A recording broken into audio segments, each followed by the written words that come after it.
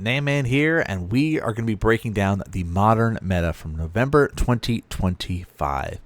Modern is the healthiest it's been in 10 years. Pro Tour Edge of Eternity, which took place in September at MagicCon Atlanta, had 6 different decks with 1 duplicate. Of course, the Pro Tour winning deck.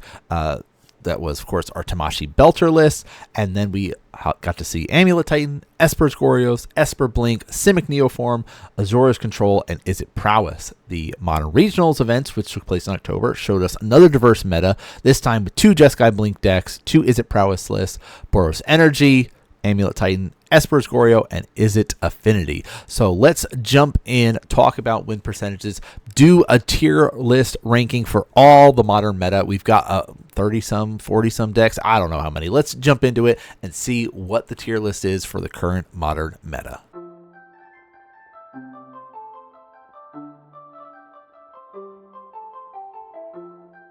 I said over 30 in the intro, but it actually is like 40-some because I wanted to try to show off as many different decks in the current Modern meta, as well as previously popular decks or previously, top tier decks in former versions of the meta. And we'll kind of break it down. There are certain decks that we're going to talk a little bit more about as we get into it, and a couple decks that we are going to do quick highlights through. But if there is a specific deck that we did not highlight in here, leave a comment, let us know. Also, let us know whether or not you agree or disagree with some of our choices for how the meta has shaped up. This is kind of our November snapshot of 2025. We've had some major tournaments take place, and we figured this would be a good time to kind of highlight and talk about some of these decks after these major tournaments. So let's at least start off with our Tamashii Belcher here. Now, if you're not familiar, the Belcher, Goblin Char Belcher list won Pro Tour Edge of Eternities, so we did get to see kind of the results of that. We've got to see some players try to pilot it at the regional events, but we've got some of our win percentages, our breakdowns, stuff like that, and it's like we've kind of learned that Belcher does very well against like a Boros Energy list, things along those lines, where it kind of struggles, even like against like the Tron eldrazi list, it does pretty good, but it struggles against like the Is It Prowess or the affinity list, things like that are going to be just like even faster, get out the gate and just kind of go super aggro against you, where Boros Energy has a little bit of build up, and you can interact with it a little bit more with some of the counter spells, where sometimes they're just coming at you too fast with prowess and affinity to kind of do anything about it. So even though it won the Pro Tour, it is not an S tier deck. It is not. Sorry to say. I do put it there in that like A tier though, for sure. If you are used to playing with it, if you're going to play online, you're gonna run into it. It is one of those like just super solid, especially for the players that know how to pilot the decks. It is just a solid A tier deck. Does very well. Again, it does have its weaknesses and vulnerabilities depending on what your meta and shop looks like. If you have a lot of affinity running around or prowess, you might not want to be bringing that to your shop, but if you have a little bit more energy and other things, that might be good. Also, it is a bit weak to like some of the Esper Blink variants, so be a little bit careful if you're going to be fighting against some of those Blink variants with Belcher there. So we're in that kind of be a little bit careful with that side of things. So we can kind of bounce and talk a little bit about some of our other lists. So we've also got some other popular lists that we've got to see. Shall we talk at least the winning lists from RC or all of the regional events that took place, because we do have our Jeskai Blink, which we've got Flage representing our Jeskai Blink. So let's kind of talk a little bit about the Jeskai. There are a couple variations. We do have, of course, Esper Blink. There is Blue-White Blink. If you wanted to go that route, you get a little bit of access to a couple other creatures, and it's not really the same as, say, a Jeskai Blink or an Esper Blink. All the Blink strategies are actually playing slightly different, so there is that cool element of going, hey, Riddler is an amazing card. You should be playing it if you want to, draw a bunch of cards and have a really scary flying Sphinx out. That might be the strategy to go for, especially if you like kind of the mid-rangey, grindy sort of decks. Like the blue is kind of taken over as the mid-range strategies in the current version of Modern. But Jeskai Blink in particular We've got Riddlers in there. You've got Phlages in there.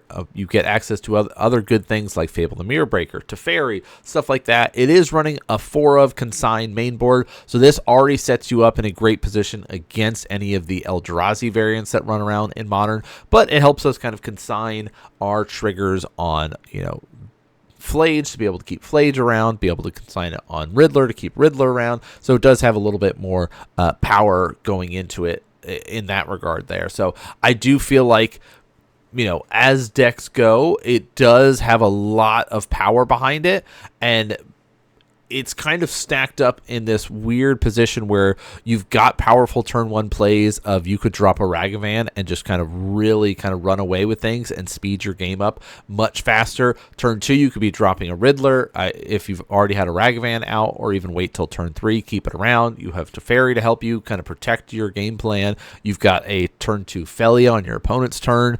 Like, it's doing all the kind of like blink related stuff, but you've also got a bunch of powerful cards to go with it, like removal spells, March of the Otherworldly Light, Lightning Bolts, Prismatic Endings, Wrath of the Skies. So I actually do think that the Jeskai variant is an S tier deck right now.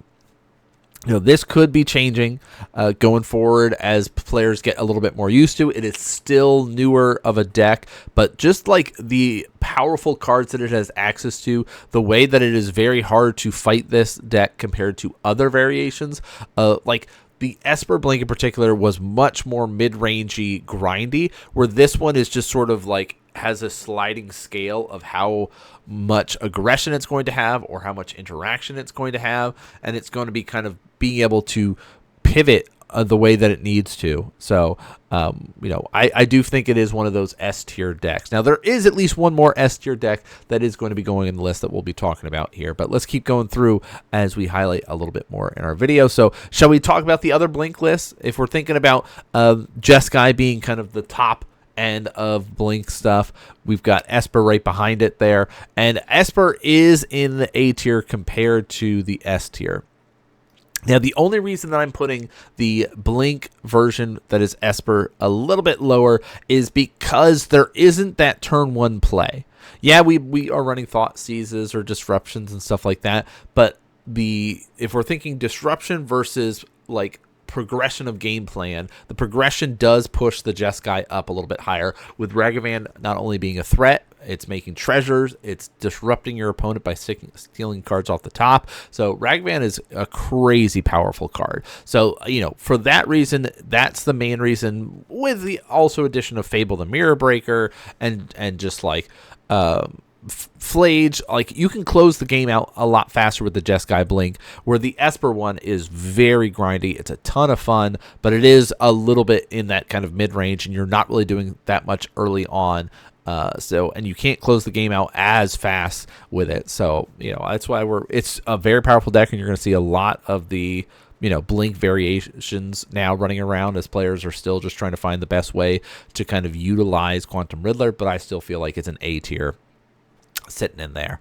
So let's kind of keep going through other Esper lists, shall we? The Goryos list. This was another one that we've got to see, of course, in our top 8 that was able to be featured. This is one of those really powerful lists that we got to see at the Pro Tour, as well as the regional events that took place. So Esper's Goryo, very powerful. Your whole goal is to be able to sneak out and get an Atraxa, get a huge card advantage there, and be able to, get out if you are. Most lists are running at least one Grizzlebrand in there, so you can kind of go that route there. Many lists are running the Riddlers in there now, so like you have a lot of flexibility. You get to see so many cards. Like there's so many ways that you're drawing cards in this list here. It does have a little bit of clunkiness to it. It does kind of have a little bit of glass cannon style, that it is like if you can sneak out and get something crazy like a turn 2 Atraxa is very possible with the list, but it is able to be disrupted, right? If you are running ways to kind of fight over the graveyard, graveyard decks. This is not Legacy, all right? We don't have an S-tier reanimation strategy and reanimation package going on, and I hope that we don't ever get to that point in Modern, but it is a powerful list, and at least one to kind of highlight our A-tier. Now, if you're already looking at this, you're going to see kind of a very heavy like A tier side of things, because our meta is set up in a way that, you know, it is very diverse, right? We're going to be seeing kind of these middle of the roads, a much wider spread of things, and we're going to have only a few at the top and the bottom end, which is also an indication of a healthy meta there. So I do like that, you know, we're starting to see this with at least our Goryo stuff. All right, let's talk about some old school strategies real quick before we get into all the current meta stuff. Because there are, if you're going to be playing online, if you're going to your LGS, players are going to bring certain decks that are going to be just sort of like, hey, it was powerful before, we can steal games with it, and just sort of go about things. So one of which is the humans list, right? We do have humans that still pop up. If you guys have watched on our channel, we've had some players show up with different human variations. So they are still there. They are still very powerful. They, you know, have a little bit of disruption built in with the creatures that they've got, as well as an aggro plan. So they're doing a thing. It's not as powerful as the blink strategies. It's not as powerful as the combo stuff like Goblin Char Belcher. It's not as powerful as the reanimation stuff. Is it enough to kind of be the tier below that? No, it is not. I don't feel like it is a D tier though. There's very few decks that I feel like is set up for that strategy there. I do feel like it is that like in between C and D, so I'm going to be putting it at that C tier. Again, it's one of those strategies that you can steal games and you can win with this, especially if you're a player that wants to kind of grind with this sort of deck at your LGS. You can easily be able to grab some games off of players. I don't think you're going to win the whole tournament, because eventually you're going to run into this kind of winner bracket side of things, and it's going to become very hard for you if you're rocking out with the humans list. But if you're battling against other, you know, B, C, and D tier decks, your deck's going to feel pretty good, and you're going to, you know, be pretty happy about running some humans in there. So speaking of other kind of old school decks, right around that C tier would also be our burn strategy here. You know, it's one of those that's just like, yeah, I mean, you get to fling spells at your opponent and try to kind of drop them down, especially if you're fighting against some 3-color lists that are doing a lot more fetching. You know, you can just get some incremental damage. Now, we're noticing that there is less fetch shocking taking place in the current modern meta because of all the surveil lands. I mean, most lists are running, you know, 1, 2, sometimes even 3 that are in there, but for the most part 2 seems to be kind of that safe bet if you're running a 3-color list. So there's not as much fetching and shocking that needs to be taking place. People have a little bit more flexibility there. So burn not really able to keep up again with some of the other lists that are running around there. So definitely something to kind of take note, because burn is an easy gateway into modern. A lot of players will go, okay, what's a cheap deck to play? That's one to kind of consider as a way to kind of go about things. Not saying that is the wrong way to play. It is definitely still a way to go about things, but you know, let's keep going through and talking about some of our other lists here.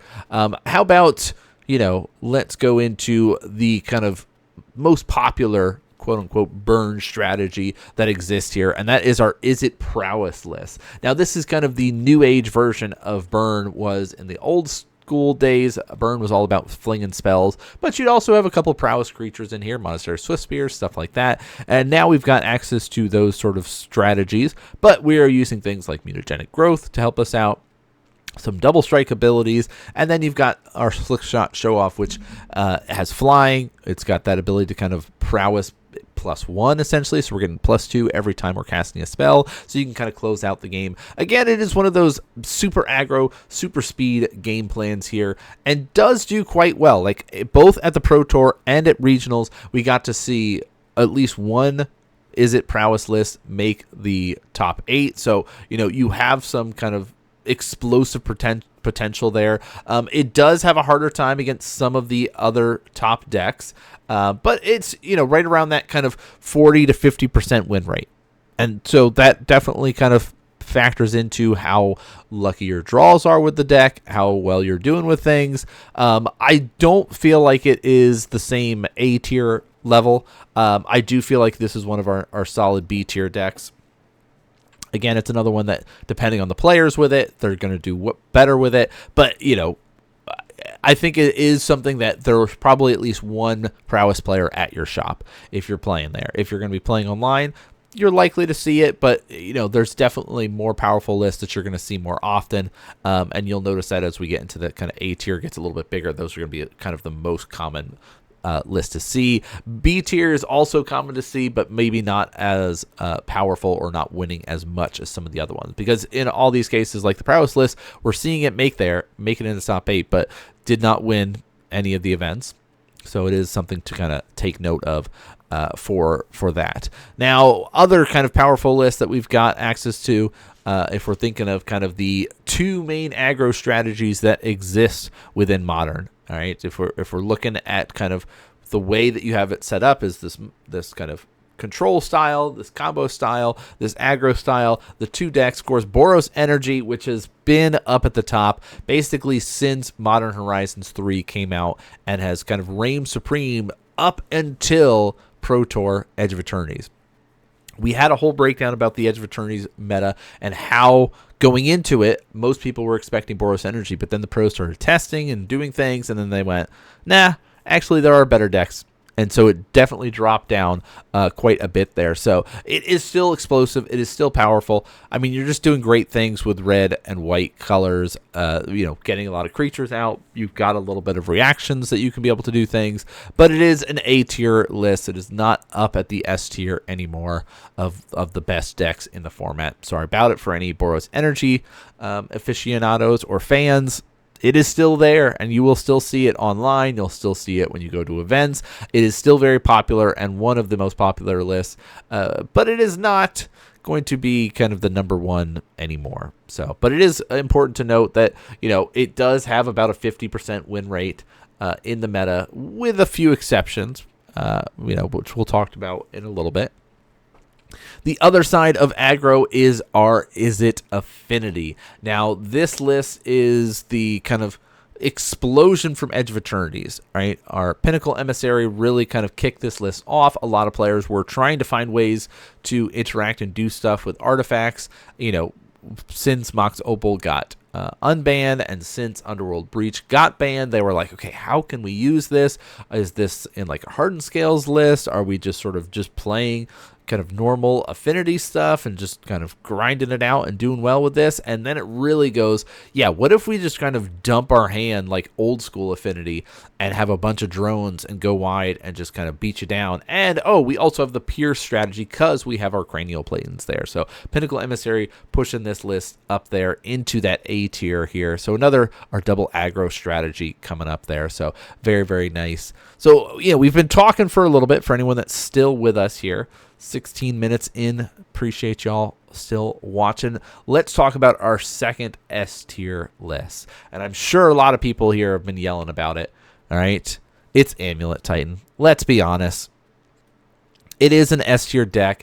It has survived and been around since Summer Bloom got banned from the list. The variations and ways that you're playing the list have changed over the years, but Amulet Titan has always been one of the best decks in the meta, in the sense that like most of the time we're seeing it in the top 8 in all the variations of it, or top 16, even in those like Modern Horizons era 1 and 2 and stuff like that. There were still players playing Amulet Titan. The current variations of it is so good at what it does. Like they broke down the win percentages for this list, and it's like, okay, versus Goryo's Vengeance, you're above 50%. Versus Prowess, above 50%, almost at 70% actually. Versus Esper Blink, above 50%. Versus, eldrazi Tron, I guess at regionals there was 50% win rate. Okay, cool. How was it actually? Can we look at the Edge of Eternity stuff? Oh, it was 100% win rate against eldrazi Tron. 13-0. Okay. Yeah. So again, Boros Energy, above 50%. Domain Zoo, above 50%. Affinity, right at 50% there. The only weakness that it showed was against Jeskai Blink. That was the only weakness. Otherwise, it was the winningest deck from regionals with, over 58% win rate, and had some of the most played amounts, because so many new players basically were getting into the list and playing it. So I wonder how many of those losses came about from newer players picking up the list. Right? That's a very interesting way to kind of think about it. But like it really, the amount of games that were played, let's see, 568 wins for the event, which is crazy to think about. So yeah, definitely S tier, especially with the current iterations of the way that you can loop and get mana and stuff like that. It's there's I don't know. There's no arguing against it, sadly. Will it get hit with any bans? Who knows? If the meta continues to be shaped up like this, I don't know. I don't know if they're going to do something about Jeskai Blink. I don't know if they're going to do something about Amulet. I'm okay right now with how things are going and just sort of like see. I mean, it's tough if you're playing one of the like Esper styles of Blinks or things like that, because really the only way you have to disrupt an Amulet Titan player pre-boards and stuff like that is to hope that you've got a way to sneak out your Solitude, right? But if they're able to run things like defense grids and stuff like that, it really messes you up. So it's like, you know, most players will have that sideboard, but we're talking about main board. It's tough. It is tough, and that's why that Esper Blinks percentages were, you know, the Amulet was still winning. So there's our two top tier S decks that we've got. Lots more decks to talk about here. So let's kind of fly through a little bit more. So we've got our blue-white control here, which is basically in that Narset style of play, Days Undoing. You get to do some kind of shenanigans with drawing a bunch of cards. Your opponents cannot. We saw one list make it into the top 8 at Pro Tour. It is very powerful at what it does. It is a little bit fragile to some of the aggro strategies. That is something to kind of keep in mind. Again, if you're having a shop that has a little bit more energy stuff, a little bit more affinity, like it does kind of have to be careful of those, you know, battles that it has to fight there. You know, not very many people are necessarily running it compared to some of the Blink strategies, but it is something to kind of take note of, that it still is very powerful. And I still put it in the A tier of powerful decks that exists. You know, it's good. It's grindy. It's, you know, disrupts a little bit. Not as much counter magic as previously, but still very, very good. All right, keep going through. Let's talk a little bit about some other kind of old school strategies here. Now, we've got, of course, our Spirits, which was a powerful deck, again, right around the times that humans were rising up into the meta, and then has sort of kind of fallen off a little bit. Same sort of thing with like the Merfolk, these sort of like kindred strategies that exist. Yes, players can be able to use them. They work, again, at certain shops, but they're not really doing what they used to do, right? This is just sort of like, yes, you can get wins with it, but it's not really there. I don't know. I kind of really want to put Spirits almost in the D tier, but again, I try not to. I don't know. I feel like Spirits is less likely. Like, I've seen the humans list do very well. The Spirit list is it feels a little bit slower, clunkier, slow build up, and just the speed at which it tries to do it. You know, it is an Aether Vial list, but most of the stuff that it's dropping down is on turn 2.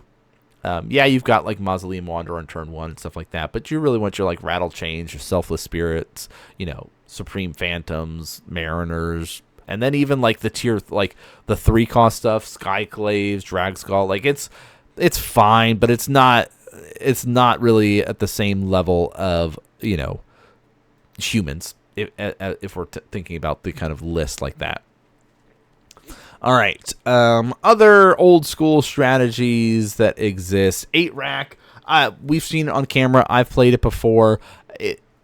That's a D tier, easy. Our weakness here, you know, we've tried to add in more sacrifice types effects. We've took games off of players, but we did not win a round when playing the list.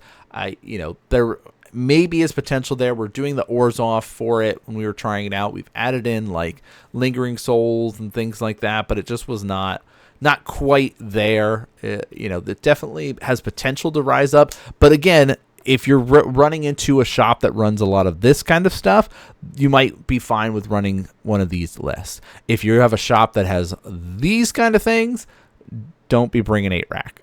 All right, you're going to have a bad time. And speaking of sort of like, lower tier strategies and ways to go about things, Enchantress, right? Enchantress is a cool deck. You're going to be drawing cards, gaining life, playing a bunch of things. Now, there is a board wipe that destroys all enchantments, though. Wrath of Skies is very powerful. It is, of course, seen in our blue-white control list. It's seen in the sideboard of Boros Energy, sometimes main board. It's seen in our Jeskai's Blink list. So if your whole strategy is to kind of do the slow build-up until you can defeat people, the Enchantress is not the route to go. I did have a little bit more success with the Enchantress list. We've seen it on camera as well.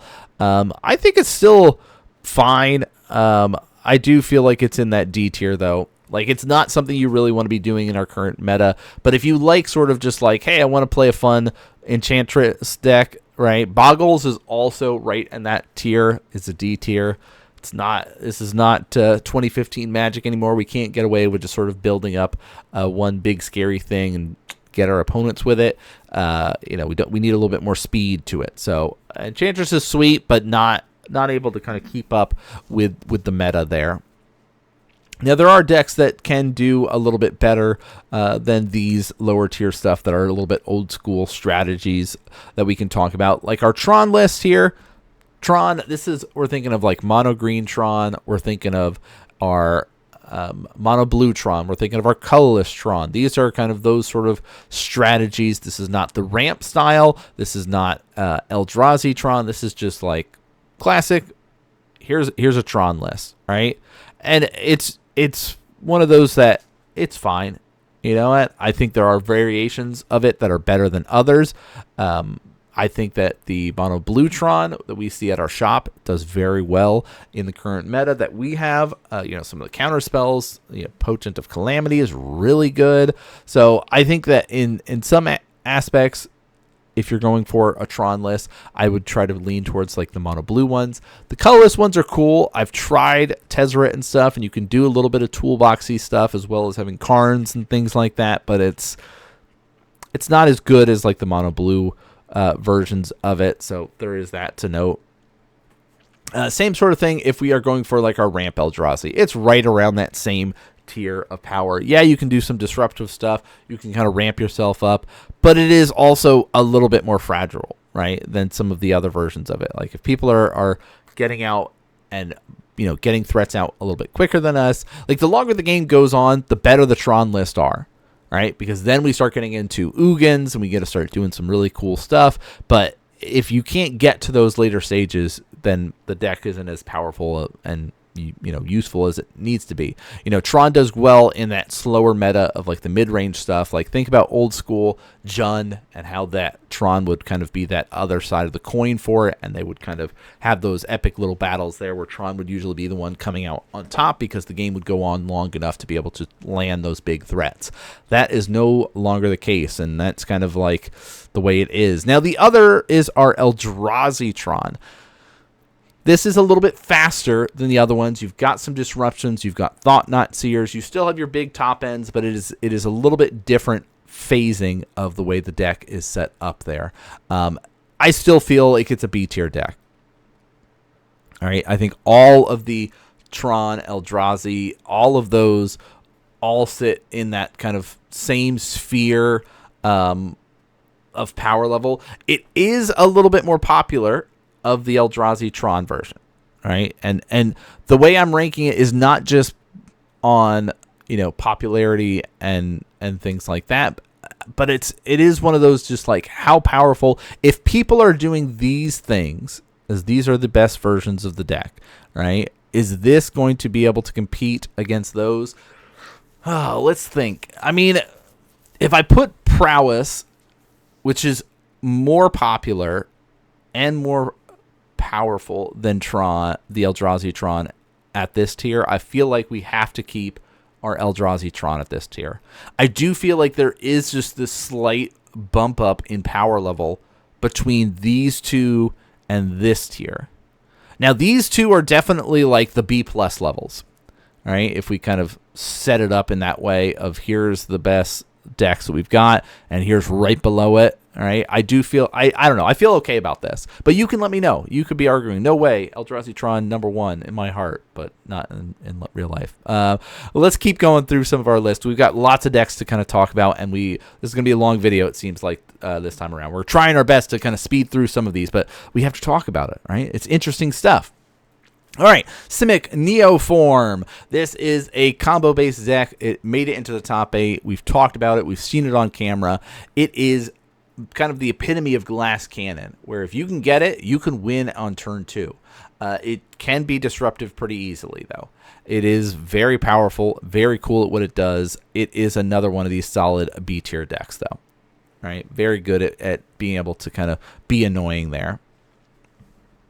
All right, other side of things, we've got our Oculus. Now, this is a reanimation strategy. There is Grixis versions of it. There is Temur versions of it. You can kind of go in different versions.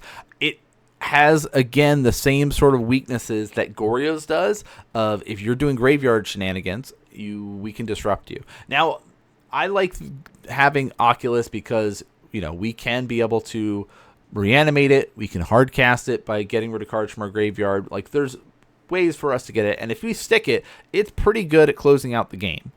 I do feel like, though, I personally am a bigger fan of going for old school, you know, Murktide, you know, with the Kaidos and things like that.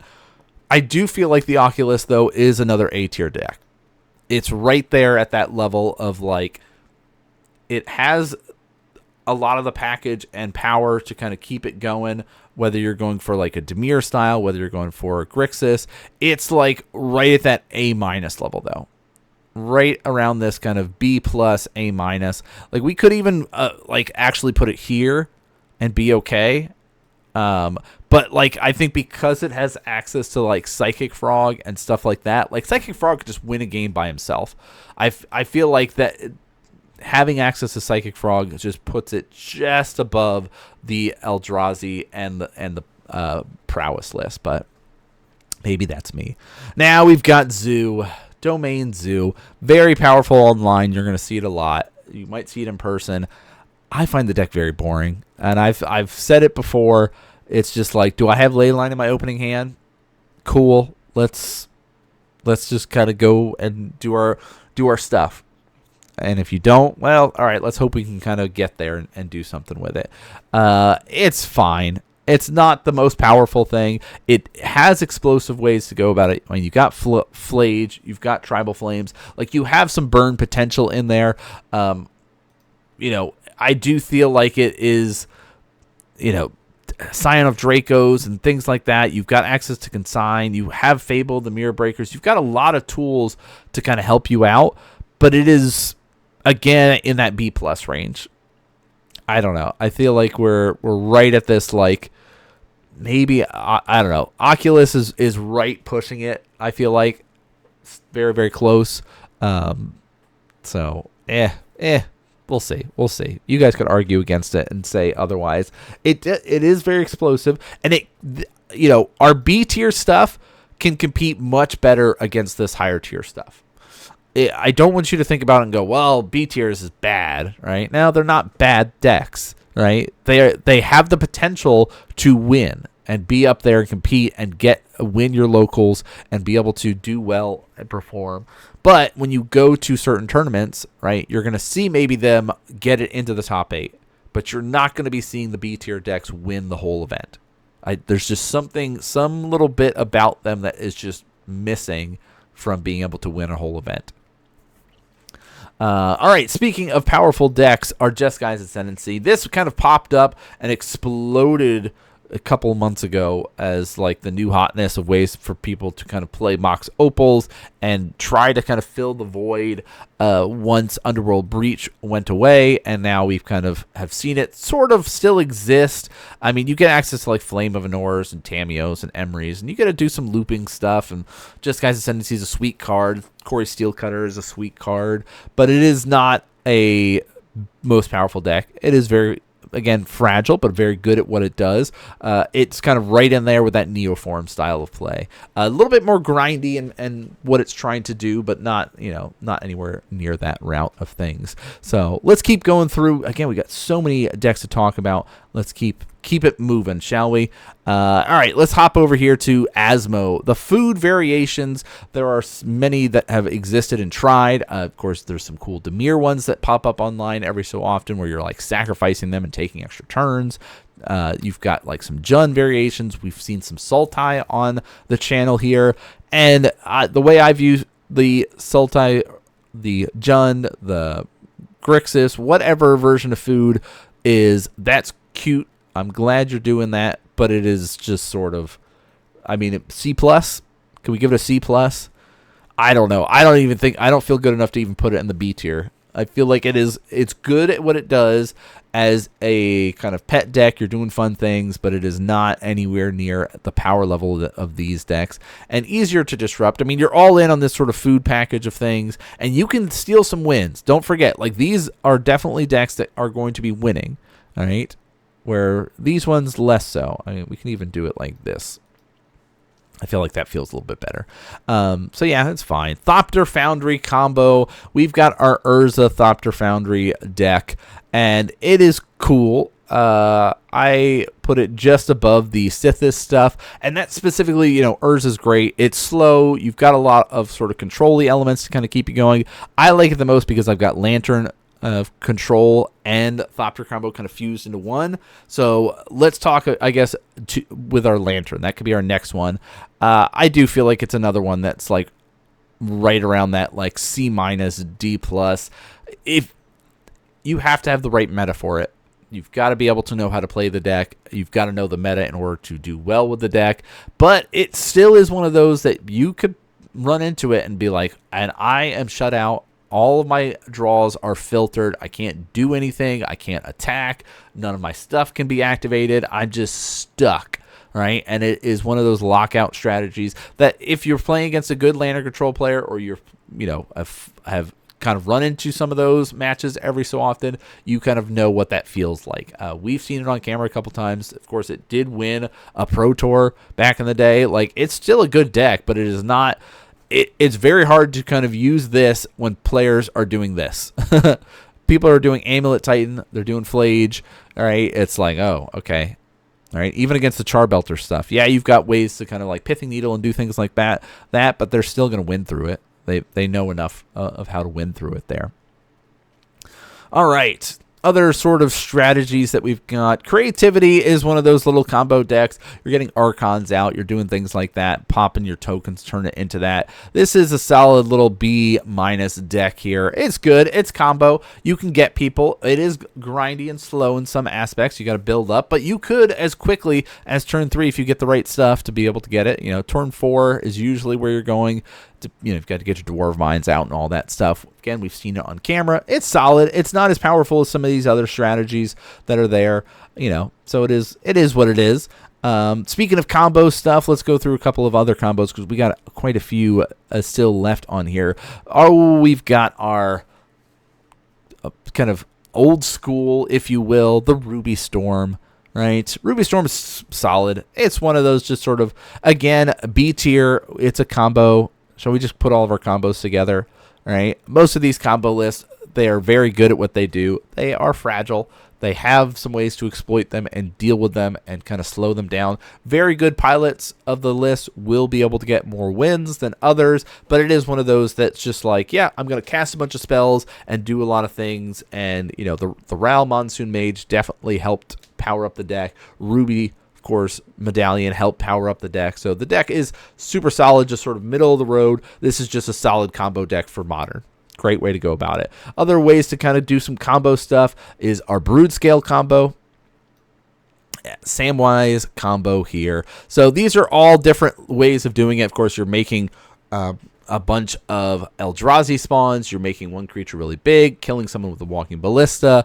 Our Samwise, we're making a bunch of tokens. You've got ways to kind of do like life gain stuff. Like, there's a bunch of different versions of the Samwise combo that exist here. They're solid. I mean, even at the regional event, I mean, what do we have?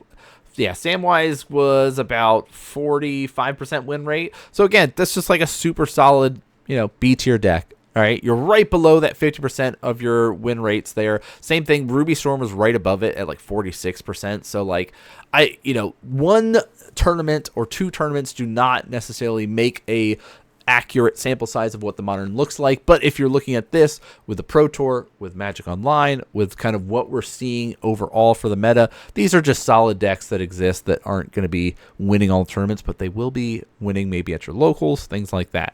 Yawgmoth.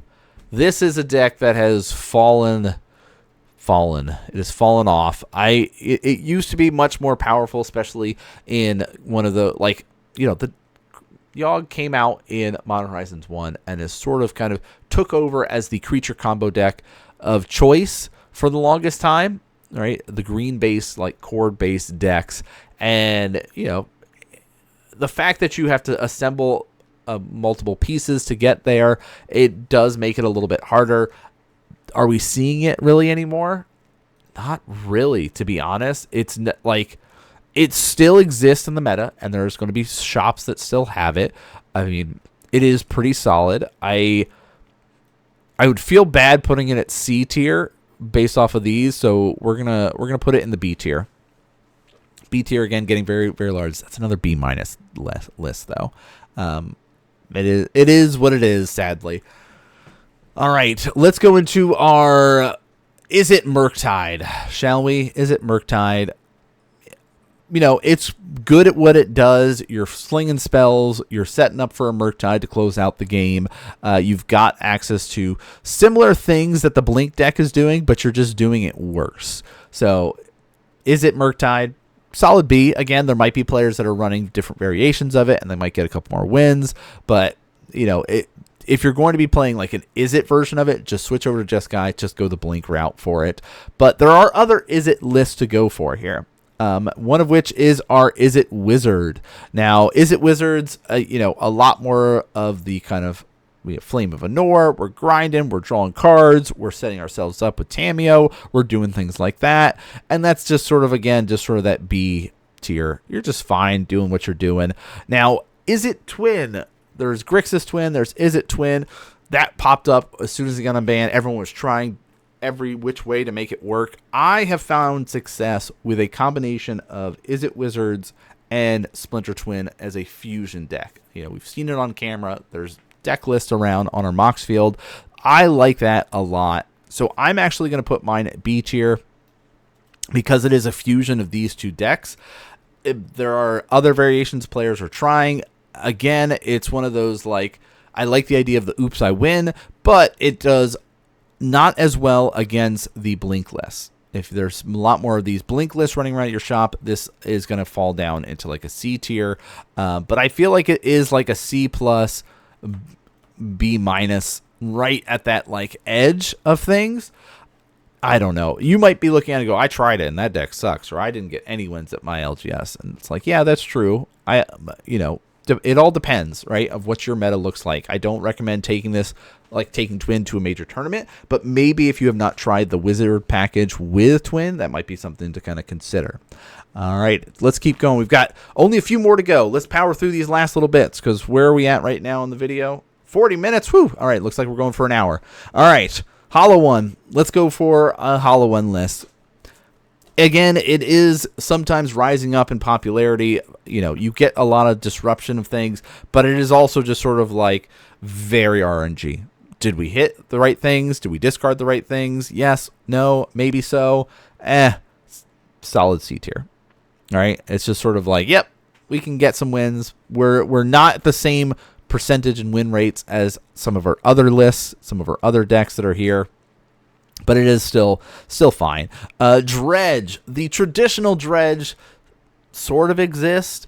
I've been seeing the New Age versions pop up. We'll probably get it on camera in the near future of the Arclight Phoenix Dredge, which sounds a little bit more appealing of ways to kind of keep going a bit. But again, Graveyard Hate is quite relevant in Modern right now, especially with Esper's Goryo being one of the best decks. So the more that a better Graveyard deck is doing better, the more Graveyard Hate that exists, so Dredge gets weaker. Dredge is Last time we did this tier, Dredge was a solid D, one of our lowest ranked decks. I feel like we could put Dredge in a C tier.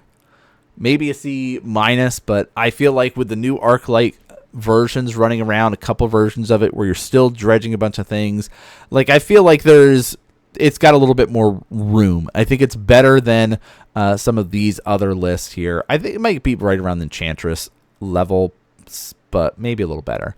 Living End, same sort of deal. There's a couple of variations that run around here. You've got your 4-color Living End. You've got your Sultai Living Ends. Like, there's a couple different variations of it. It's explosive. It's powerful. It's fun when you're doing it. It is a very straightforward game plan, and again, one that you can disrupt. Right, you can be able to, when players are running consign main board, they can consign your cascade trigger, and then you're just like, well, I was all in on that, and now it's gotten stopped. So Living End, solid C tier. I'll put that at the top of the C tier right now. All right, Mill. Mill's always been around. I do feel like Mill is a solid B choice here. I'm going to put it kind of up a little bit higher than these decks because I feel like sometimes Mill is doing a little bit better, honestly, than some of these lists. We're seeing it compete at some of the tournaments. It's still just a solid deck. There's going to be some players that are running Mill at locals for sure. It's just kind of one of those, like, Burn and Mill are almost synonymous with players getting into Modern. It's a relatively cheap deck, maybe about $400, which to some people you go, $400? That's crazy to think about. And I was like, yeah, but how much are you spending on your commander decks? If we really break it down of all the spiciness that you're getting, I know there is that mentality of I'm spending this money and getting a bunch of different one-ofs where you're like, well, getting 4 of the same card, and I don't know. Mill, solid. Right, Hardened Scales has come and gone. Its time in the sun to shine has kind of disappeared. It's still there. Like, it still exists. Players that are very good with it do very well with it. But as long as Amulet is the best deck in the format, you know, we're not going to see this deck do anything. I do want to put it in the B tier, though. Again, lower at the B tier. Because you can get some wins off it. Players that are very good with the deck, right? Same sort of thing with, like, Twin or Murktide or Yawgmoth. You're going to get some wins maybe at your LGS. You know, you might go, like, 2-2 or something like that with the list. But it's not, you know, maybe 3-1 here and there. I don't know. If your shop is running a bunch of these stuff, you're not going to be able to keep up. It does have that explosiveness to it. It's great in that regard. So, and speaking of explosiveness, we got Infect. Oh, I love Infect. Sultai Infect is great for a world that has a heavy Boros energy stuff because, you know, Phyrexian Crusaders, things like that. I'm on the Simic, more all in. Let's just kind of just go. Do I kill you on turn 2 or turn 3? No? All right. GG, go next. But that explosiveness does put it at the top of C tier. I think that's a great kind of, you know, litmus test of, like, this is the kind of moment of, yeah, you can get a couple games, but don't expect to win as much as some of these other decks here, right? They're just a little bit better in the current meta at doing what you're trying to do. Speaking of which is this, you know, Warren Soul Trader, Gravecrawler, combo-y, I'm going to sack my creatures and do stuff like that. Yeah, it's right in there of, like, Asmo-y stuff. Like, you can do the things, but it's fine. Like, it's not... You'll see it online more often than not, and you know, they'll take a game off you or things like that, but it is disruptible. There's ways to fight it once you kind of get used to the way the deck is playing. So I think it's one that you kind of should be aware of, you know, within Modern. All right, Jund. The classic mid-range here is no more. We've found blue to be the best mid-range strategy with, like, Esper Blinks and things like that, or like Oculus reanimations, you know, more tempo-y base. So Jund, we're going to put you right here above the food, or at least right next to food. I still feel like the Living End and Infect are better than Jund. You know, just because of the way for these decks to steal games a little bit more than Jund can. You know, you can play it. Again, if your shop has a lot more of these sort of strategies and less of these, you're going to be having a great time no matter what deck you're playing. All right? You'll be able to get wins, no problem. But the more that this exists, the less that these are going to get wins. All right, Death Shadow. There's a couple variations that have popped up. Temur is kind of the best version of it, right? Because Psychic Frog really helping the deck to stay relevant and powerful. It's fine. It's nowhere near the old school style. Like Grix's Death Shadow was such a cool deck in that 2015 era of Modern, but it is, you know, not able to kind of keep up with in a world where like, oh, I can just cast Flage and just like get you, right? So yeah, it's another fine one. I'm gonna put it right around this Asmo list. All right, Through the Breach. Through the Breach does have that kind of glass cannon explosiveness to it, very similar to our Tron variations that exist.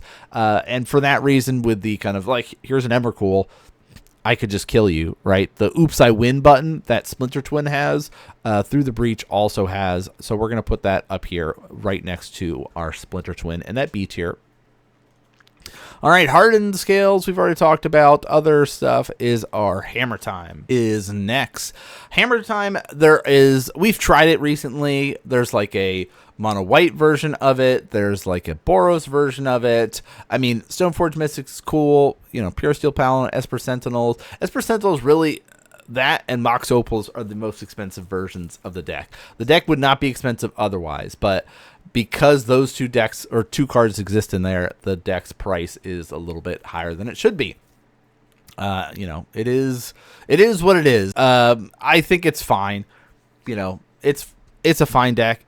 It's right in that C tier though. Like you can get the wins and beat people with an Inkmoth Nexus out of nowhere. That's really cool, but it's, I don't know. We'll put it right above our Goyf here. Next up is Simic Midrange, or our Birthing Ritual deck. This is just sort of like, hey, here's the best blue and green creatures and Birthing Ritual, so we can just sort of grind. And it's almost like you're playing fair Magic, but you're not because you're playing blue, right? So it's just sort of like, you want to play a grindy deck, this is the deck for you. It's a solid B tier deck. Actually, it's a little bit better than some of these sort of jankier or lower tier lists. And it's sort of, again, just, I'm doing the thing. All right. Here's Oculus that's in here. I've got Harbinger of the Seas in here. So you've got a lot of ways to kind of mess with your opponents. You're drawing cards, like you're getting a lot of advantage in there, but it's just sort of, it's fine. Nothing too crazy in there. All right. We've got Omnath. Our 4/5 color, you know, elementals, right? You're running Solitudes, you're running Omnath, you're running Quantum Riddlers, you've got Planeswalkers with Brennan 6, Teferis. Like, it's a cool deck.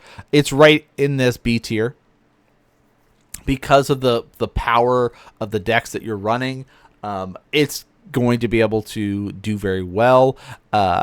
It doesn't have enough to push it to the A tier because it is a little bit slower. Yeah, you've got a bunch of removal and things to help you out, like you're running like Wrath of Skies and Aurum Chance and Galvanic Discharge and stuff like that, but it's still slower. Like once you get going, it feels great, but it's a slow build up to get there, and then it's like, okay, these faster decks like Goryo's Vengeance or even this aggro decks are just going to like bully it. So it's solid. It's going to do well, but it's, you know, just right around this fine level. Same thing with our Death and Taxes or Mono White Blink or Mono White Land Destruction, whatever you want to call it. It's another one of these, just sort of, it's fine. It's going to do what it wants to do. It's going to blow up your lands and it could lock you out of the game, but it is, you know, just sort of right around these three decks are very similar in my brain of what they're all sort of trying to do. Almost like playing fair Magic right now. Yeah, Omnath maybe is doing a little bit more because you can cheat the elementals and you've got ephemerates and stuff like that. Same thing with this, like Death and Taxes, but they're all right around that level of like you're almost playing too fair, even though you're winning, and the decks can win, it just feels really fair. All right, Dimir Oculus is one of the decks we've talked about already in the A tier. We've got Dimir Murktide or Dimir Kaido. This is the version of Dimir that does not run Oculus. It is very strong at what it does. I like this version personally. It is super good. It's one of those B tier decks though. B plus I give this. This is right in this, like if we're thinking about the kind of 4, 5, 6, like yeah, these lists right here of like, these are right at that cusp of B plus, A minus, these kind of, you know, Dimir Kaido, the Domain Zoo, Is It Prowess, Eldrazi Tron, Neoform, Jeskai's Ascendancy, and Ruby Storm. Those, you know, what are we at? 6 decks are right at that cusp that could push to the A, but with our current version of the like meta, this is sort of the way that it's set up here. So, all right, long video for us. We did get into an hour of our discussion, so I hope you guys enjoyed it. Did we miss a deck? Do you agree with our ranking of what the meta is currently at for Modern, kind of now that we're getting into the end of 2015? Let me know. Leave a comment about what you thought about our ranking system for this tier list for it. But that's going to do it for us. Of course, make sure you guys are subscribed if you aren't already. We do have more videos coming out every Monday and Thursday, as well as some more gameplay action for you guys to see all of these decks in action on the channel. But that's going to do it for us here today. Thanks so much for tuning in and watching, everyone, and I'll see you all next game.